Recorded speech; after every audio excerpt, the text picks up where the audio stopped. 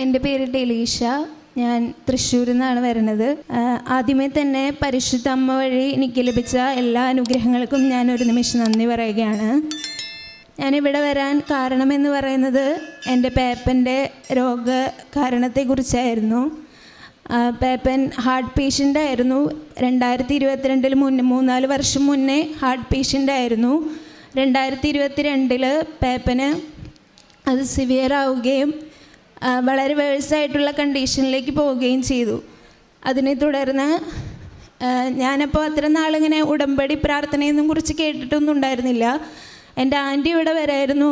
അപ്പോൾ ആൻറ്റി എന്നോട് പറഞ്ഞ, ഡെലീഷ എന്തായാലും ഇവിടെ വന്ന് ഉടമ്പടി എടുത്ത് പ്രാർത്ഥിക്കി, അപ്പോൾ ഒരു മാറ്റമൊക്കെ ഉണ്ടാവും എന്ന് പറഞ്ഞേ. വേഴ്സ് കണ്ടീഷൻ എന്ന് പറയുമ്പോൾ ഹാർട്ട് ട്രാൻസ്പ്ലാന്റ്, മേജർ സർജറി വരെ പറഞ്ഞൊരു നിമിഷങ്ങളായിരുന്നു അത്.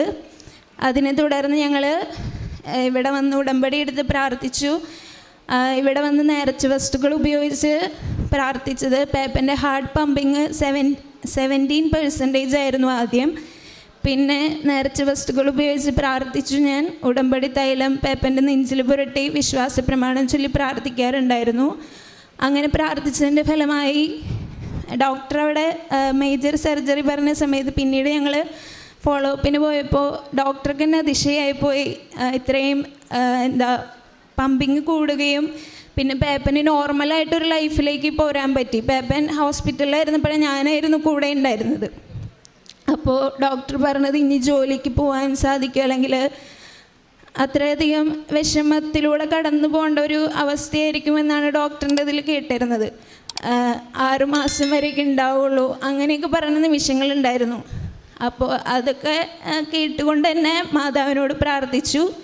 അതിൻ്റെ ഫലമായിട്ട് പിന്നീട് ഡോക്ടറുടെ അടുത്ത് പോയപ്പോൾ സർജറിയുടെ കാര്യങ്ങളൊന്നും പിന്നീട് പറഞ്ഞില്ല, മെഡിക്കൽ ട്രീറ്റ്മെൻറ്റിലൂടെ മുന്നോട്ട് പോകാമെന്ന് പറഞ്ഞ് ഇപ്പം ഞങ്ങൾ മെഡിക്കൽ ട്രീറ്റ്മെൻറ്റിൽ പോകുന്നു. പേപ്പനാണെങ്കിൽ നോർമലായിട്ടുള്ള ജീവിതം നയിച്ചുകൊണ്ടിരിക്കുന്നു.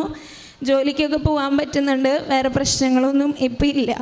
അപ്പോൾ അതൊരു മാതാവിൻ്റെ ഒരു വലിയ അനുഗ്രഹമായിട്ടാണ്, ഈശോ വഴി തന്നൊരു അനുഗ്രഹമായിട്ടാണ് ഞാൻ കാണുന്നത്. രണ്ടാമത്തെ കാര്യം എന്ന് പറയുന്നത്, ഞാനൊരു നേഴ്സാണ്. ഞാൻ നേഴ്സിംഗ് കഴിഞ്ഞിട്ട് ജർമ്മൻ പഠിച്ചുകൊണ്ടിരിക്കുകയായിരുന്നു. ഞാൻ പഠിക്കുമായിരുന്നു, പക്ഷേ എനിക്ക് ആദ്യത്തെ എക്സാമിൽ തന്നെ കയറിപ്പോരാൻ പറ്റുമെന്ന് ഞാൻ ഒരിക്കലും വിചാരിച്ചിട്ടുണ്ടായില്ല. അപ്പോൾ ഇതുപോലെ തന്നെ മാതാവിനോട് പ്രാർത്ഥിച്ചു. മാതാവ് വഴി ഈശോയോട് പ്രാർത്ഥിച്ചതിൻ്റെ ഫലമായിട്ട് പഠിക്കാനുള്ള മോട്ടിവേഷൻ പോണ സമയങ്ങളൊക്കെ ഉണ്ടായിരുന്നു. അപ്പോഴും ദൈവവചനം വായിച്ചും സാക്ഷ്യങ്ങൾ കേട്ടും അങ്ങനെയൊക്കെ മോട്ടിവേഷൻ വരുത്തും, പിന്നീട് പഠിക്കും. അങ്ങനെ പഠിച്ചതിൻ്റെ ഫലമായിട്ട് പിന്നെ ഉടമ്പടി നേർച്ച വസ്തുക്കളും കാശ് രൂപ ഉപയോഗിച്ച് പഠിക്കും. അങ്ങനെ പഠിച്ചതിൻ്റെ ഫലമായിട്ട് ഫസ്റ്റ് അറ്റംപ്റ്റിൽ തന്നെ 4 മൊഡ്യൂളും ദൈവാനുഗ്രഹത്താൽ എനിക്ക് പാസ്സാവാൻ സാധിച്ചു. അതുപോലെ തന്നെ മൂന്നാമത്തെ സാക്ഷ്യം എന്ന് പറയുന്നത്, എനിക്ക് എൻ്റെ ജർമ്മനിയിലേക്ക് പോകാനുള്ള ഇൻ്റർവ്യൂ പാസ്സാവുക എന്നുള്ളതായിരുന്നു എൻ്റെ ഒരു പ്രാർത്ഥന.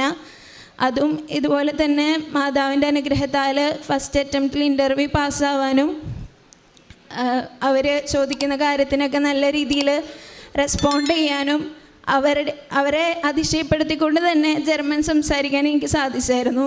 അപ്പോൾ അതും മാതാവിൻ്റെ ഒരു അനുഗ്രഹമായിട്ട് ഞാൻ കാണുന്നു. ആ ഇൻ്റർവ്യൂ പാസ്സായി, എൻ്റെ വിസ പ്രോസസ്സിങ് നടന്നു. ഈ മെയ് 1 ഞാൻ ജർമ്മനിയിലേക്ക് പോവുകയാണ്. പിന്നെ 4ാമത്തെ സാക്ഷി എന്ന് പറയുന്നത് എൻ്റെ ചേട്ടന് വേണ്ടിയിട്ടായിരുന്നു.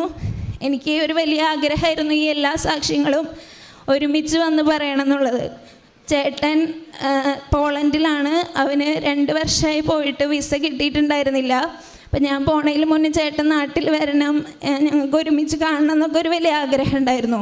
അതുപോലെ തന്നെ ചേട്ടൻ ഇന്നലെ വിസ ഇഷ്യൂ ആയി. അവൻ ഈ ആഴ്ചയിൽ വീട്ടിലേക്ക് വരും. 2 വർഷമായിട്ടായിരുന്നു പ്രോസസ്സിങ്, 1.5 വർഷമൊക്കെ ആയിട്ടായിരുന്നു നടന്നുകൊണ്ടിരുന്നത്.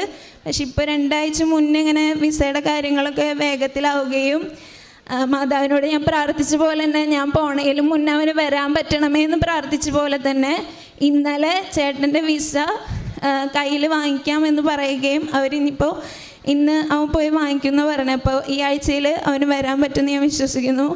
ഇത്രയും അതുപോലെ തന്നെ എൻ്റെ ജീവിതത്തിൽ എന്നോട് കുറേ ആൾക്കാർ പ്രാർത്ഥന സഹായങ്ങൾ ആവശ്യപ്പെടാറുണ്ട്. അതെല്ലാം ഞാൻ പ്രാർത്ഥിക്കാറുണ്ട്, മാതാവിനോടും ഈശോയോടും പറയും.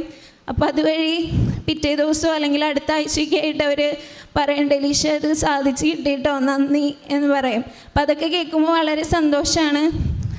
ഞാൻ വഴി മറ്റുള്ളവർക്ക് അനുഗ്രഹങ്ങൾ വാങ്ങിച്ചു കൊടുക്കാൻ പറ്റിയല്ലോ എന്ന് ആലോചിക്കുമ്പോൾ.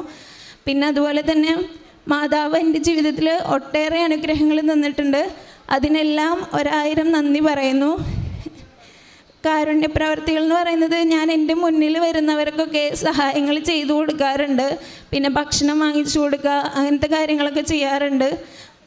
പിന്നെ ബൈബിൾ വായന, പ്രാർത്ഥന, പിന്നെ ഉടമ്പടി ജീവിതത്തിൽ നമ്മൾ നോർമലായിട്ട് നോക്കുമ്പോൾ എനിക്ക് പാളിച്ചകളൊക്കെ സംഭവിച്ചിട്ടുണ്ട്. പക്ഷേ അതിൽ നിന്നൊക്കെ മനസ്സപിച്ച് കുമ്പസാരിച്ച് കുർബാന സ്വീകരിക്കുവാനും നല്ലൊരു ജീവിതം മുന്നോട്ട് നയിക്കാൻ എനിക്ക് സാധിച്ചിട്ടുണ്ട്. അതിൽ ഞാൻ നന്ദി പറയുന്നു. ഇപ്പോൾ എനിക്ക് ഈ നിമിഷം ഓർമ്മ വരുന്നത് ഞാൻ എന്തായിരിക്കുന്നുവോ അത് ദൈവകൃപയാലാണ്. ദൈവം എന്നിൽ പ്രവർത്തിച്ചിട്ടുള്ള അനുഗ്രഹങ്ങളൊന്നും നിഷ്ഫലമായി പോയിട്ടില്ല, അല്ലെങ്കിൽ കൃപകളൊന്നും നിഷ്ഫലമായി പോയിട്ടില്ല എന്നാണ് ഞാനിപ്പോഴും നന്ദിയോടുകൂടി ഓർക്കുന്നത്. ഈശോയ്ക്ക് ഒരുപാട് നന്ദി പറയുന്നു. പരിശുദ്ധ അമ്മയോടും മാധ്യസ്ഥം യാചിച്ച് പ്രാർത്ഥിച്ചതിൻ്റെ ഫലമായി എനിക്ക് ലഭിച്ച എല്ലാ അനുഗ്രഹങ്ങൾക്കും ഒരുപാട് നന്ദി പറയുന്നു.